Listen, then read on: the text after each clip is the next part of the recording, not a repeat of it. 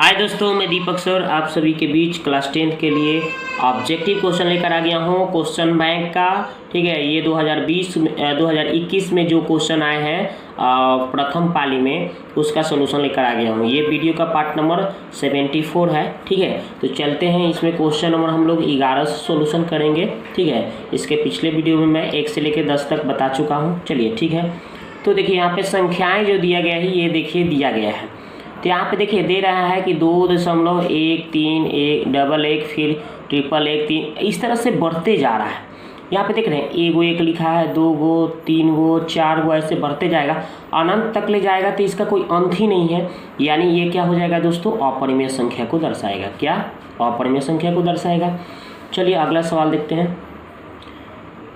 यही यदि रहता कि यहीं पे जाकर कहीं कट जाता, ये बार बार एक बढ़ते नहीं जाता। ठीक है, तो जैसे मान लीजिए इतना रहता कि हाँ 13 फिर 13 ऐसे आते रहता, तो ये फिक्स हो गया 13 आएगा, 2.1313 आएगा, तो ये फिक्स हो गया ना 13, तो ये परिमेय हो जाता है। ठीक है, लेकिन यही फिक्स नहीं है, यानी 1 बढ़ते जा रहा है, तो ये क्या हो गया, अपरिमेय संख्या। सह आभाज्य संख्याओं का मौसक क्या होगा? तो आपको पता होनी चाहिए कि सह आभाज्य संख्या उसे कहा जाता है जिसका मौसक कितना होता है, 1 होता है। ठीक है, तो जिन संख्याओं का युग्म में आपका मौसक क्या हो, 1 हो, उसी को सह आभाज्य संख्या कहा जाता है।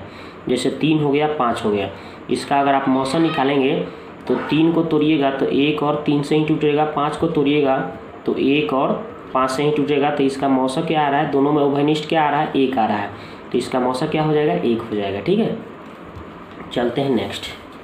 यदि m एक धनात्मक पूर्णांक है तो धनात्मक विषम पूर्णांक का रूप क्या होगा?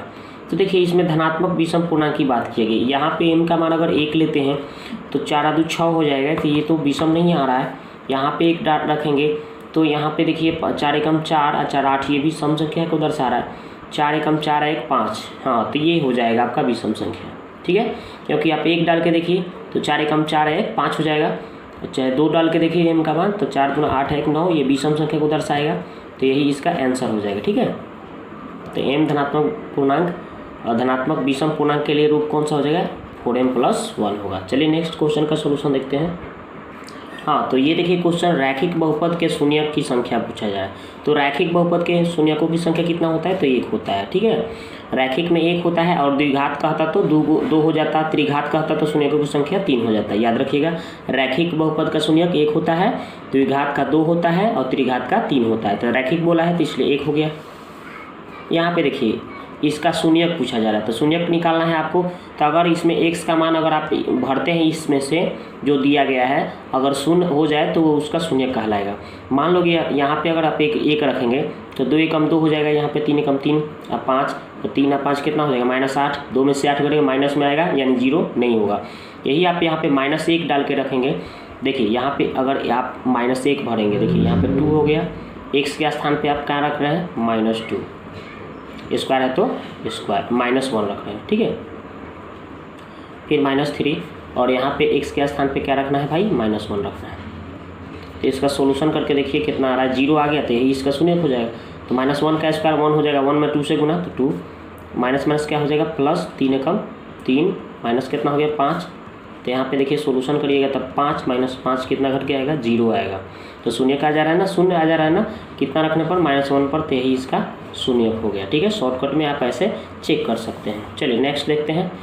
यदि px बराबर qx इंटू gx और px का घात 6 है, px का घात क्या बोल रहा है, 6 है, तो gx का घात 2 है, तो px बटा gx का घात कितना होगा? तो इसको अगर हम इससे भाग देंगे, px में gx से भाग देंगे, तो इसका घात 2 है, इसका घात 6 है, तो काटेंगे तो कितना बचेगा भाई, 3 बचेगा। तो इसका घात क्या हो जाएगा, 3, 2 3 6। ठीक है, अगले सवाल देखते हैं। तो अब देखिए दोस्तों क्वेश्चन नंबर यहाँ पे 17 देखेंगे। 6x² - 11x + 3 का शून्यकों का योग करना है। तो चलिए इसका शून्यक निकालिए, फिर इसका योग निकालिएगा। ठीक है, तो देखिए हमने यहाँ पे इसका यहाँ पे शून्यक निकाल दिया। देखिए इस समीकरण को हमने यहाँ पे लिख दिया और 0 कर दिया शून्यक निकालने के लिए। तो 6 3 18, गुना करने पर 18 होना चाहिए और जोड़ने घटाने पर 11 होना चाहिए। तो 9 और 2 में तोड़ दिया, 9 दूना 18 और 9 और 2 11 हो जाएगा। ठीक है, तो यहाँ पे इस दोनों में से हमें कॉमन 3x मिल गया, तो यहाँ पे 2x बच जाएगा, इसमें 3 से भाग देंगे तो कितना हो जाएगा, 3 बचेगा। ठीक है, x तो बाहर आ गया है। इन दोनों में हमें कॉमन क्या मिलेगा, कुछ कॉमन नहीं मिला तो -1 ले लिया, तो यहाँ पे 2x, यहाँ पे माइनस हो जाएगा, यहाँ पे 3। ठीक है, फिर इसको माइनस माइनस करेंगे तो प्लस हो जाएगा। तो यहाँ पे देखिए, यहाँ पे ये 3x और -1 को एक जगह लिख लेंगे, और ये जो 2 बार आया है एक जैसा, इसको एक बार लिख देते हैं 0। उसके बाद में हम यहाँ से x का मान निकालेंगे, तो यहाँ पे माइनस में है तो उधर जाएगा तो प्लस में, और जो सटा हुआ है वो बटा में, यानी कि आपका 1/3 यहाँ से आएगा x का मान, और यहाँ से ये देखिए माइनस में है तो उधर जाएगा तो प्लस में हो जाएगा, और ये x में 2 सटा है तो बटा में चल जाएगा, यानी x का मान 2 आ गया शून्यक। और इसका बोला गया है शून्यकों का क्या बोला है, योग करिए। योग मतलब जोड़ दीजिए, ये दोनों को जोड़ दीजिए, तो जोड़िएगा तो 3 और 2 के लघुत्तम 6 हो गया, तो 2 एकम 2 और 3 3 9, 9 2 11, 11/6 हो गया इसका आंसर। तो कौन सा दिख रहा है आपका 11/6, ऑप्शन नंबर सी। चलिए अगला सवाल देखते हैं। कह रहा है कि 2 चर x और y में रैखिक समीकरण ax + by + c = 0 के वास्तविक संख्याओं के समुच्चय में कितने हल होंगे। वास्तविक संख्याओं के समुच्चय में x और y के लिए 2 ही हल होंगे, ठीक है ना, x का मान और y का मान। ठीक है, चलते हैं नेक्स्ट सवाल को देखते हैं। तो अब देखिए दोस्तों, क्वेश्चन नंबर हम लोग 19 देखेंगे।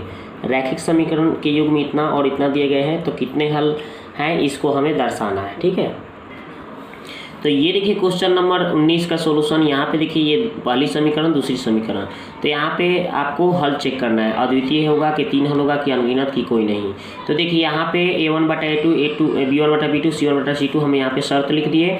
a1 का मान कितना हो गया 2, a2 का मान 4 और b1 का मान 3 हो जाएगा, b2 का मान 6 हो जाएगा। देखिए वही हम लिखे हैं 2 4 3 6। c1 का मान -5 और c2 का मान -15 हो जाएगा। ठीक है, ये आप भर देंगे आराम से, ठीक है ना, वहाँ से देख करके। अब ये माइनस माइनस क्या हो जाएगा, प्लस हो जाएगा। इसको काटेंगे तब 5 3 कितना हो गया 15, और इसको काटेंगे तो 2 बार में काट सकते हैं, इसको भी आप 2 बार में काट सकते हैं। तो 1/2 1/2 1/3, ठीक है, तो ये हमने लिख दिया। तो ये दोनों तो आपस में बराबर हो गया, लेकिन ये क्या हो गया, ये दोनों नॉट इक्वल टू आ गया। यानी कि कहने का मतलब कि ये नॉट इक्वल टू दर्शा रहा है। ठीक है, तो जब ये दोनों आपस में बराबर हो जाए और ये नॉट इक्वल टू हो जाता है, तो इसका कोई हल नहीं होता है। क्या होता है, कोई हल नहीं होता है। तो इसमें कोई भी ऑप्शन नहीं दिया है, तो इसलिए इसका आंसर हो जाएगा नॉन, यानी कि इनमें से कोई नहीं। ऑप्शन ऐसे आपकी किताब में दिया था, इनमें से कोई नहीं। ठीक है, इनमें से कोई नहीं, तो यही इसका आंसर हो जाएगा। ठीक है ना, चलिए अगला सवाल देखते हैं। यदि रैखिक समीकरणों का युग्म संगत है तब उनके द्वारा निरूपित रेखाएं होती है। ठीक है ना, तो रैखिक समीकरण के युग्म अगर संगत कह दिया, संगत जब होता है तो उसका हल, मतलब संगत कब होता है, जब उसका हल होता है। तो हल 2 तरह के होते हैं, एक तो अपरिमित रूप से अनेक हल, और एक होता है अद्वितीय हल। तो अद्वितीय हल को भी संगत कहा जाता है और अपरिमित रूप से अनेक हल को भी संगत कहा जाता है।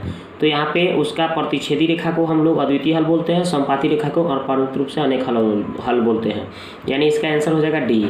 इसमें प्रतिच्छेदी भी संगत कहलाएगा और संपाती भी संगत कहलाता है। ठीक है, समानांतर नहीं कहलाता है। तो इसका आंसर हो जाएगा ऑप्शन नंबर डी। तो दोस्तों, ये वीडियो आपको अच्छा लग रहा है तो पहली बार चैनल पर आए हैं तो लाइक कर दीजिएगा, सब्सक्राइब कर लीजिएगा, और इसी तरह से मैं आपके लिए वीडियो लाता रहूँगा। अपने दोस्तों के साथ शेयर करिएगा। तो वीडियो को देखने के लिए आपको बहुत बहुत धन्यवाद। मिलते हैं नेक्स्ट वीडियो में। ठीक है।